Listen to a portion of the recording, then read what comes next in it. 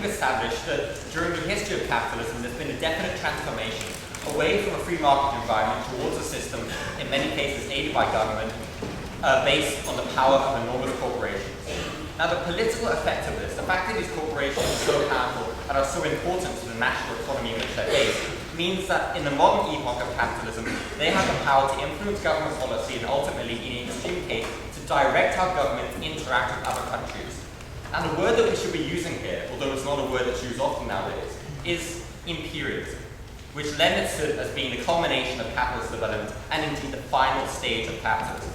Now, imperialism can occur through the use of military force by powerful countries against other countries for resources of strategic importance or burgeoning internal markets, as in the case of Iraq, as well as the other acts of aggression committed by the British state, such as the assassination of President Mossadegh in Iran in 1953.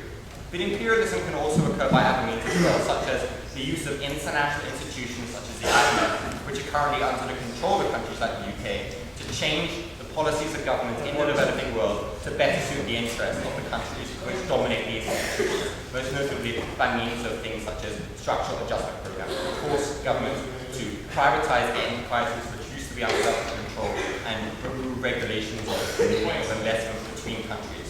Now, as noted, imperialism can occur in different ways, but in each case, the effect is basically the same.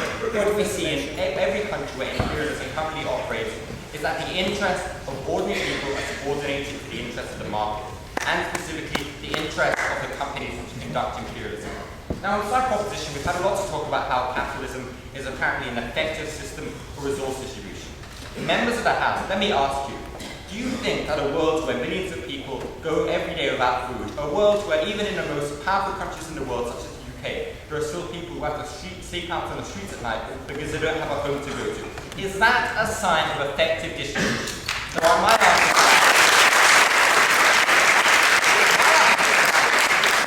no. And the reason why we have these situations is the fact that capitalism is a system based on profit. Under capitalism, we don't see the goods are distributed according to what people need or in my view deserve. Instead, under capitalism, you only get access to a good, not only if you want to purchase it, but also if you have the ability to do so. That's why when economists talk about demand, what they actually mean is what's known as effective demand, the ability to pay. And that is what is responsible for the gross inequalities that we see throughout the world and what I see as the gross injustices.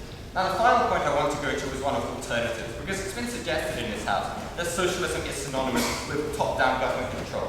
I'm a Marxist, and I reject that view. Socialism is not about that. Socialism is not about a group of people choosing the kind of shirt that people should be forced to wear, or indeed, just remember, the kind of fruit that people should be forced to eat.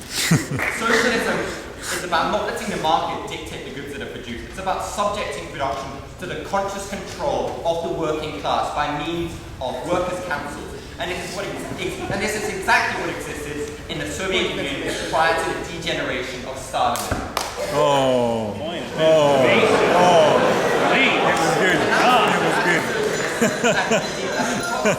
That's the kind of system that I want to see implemented on a global level through revolution by the working class.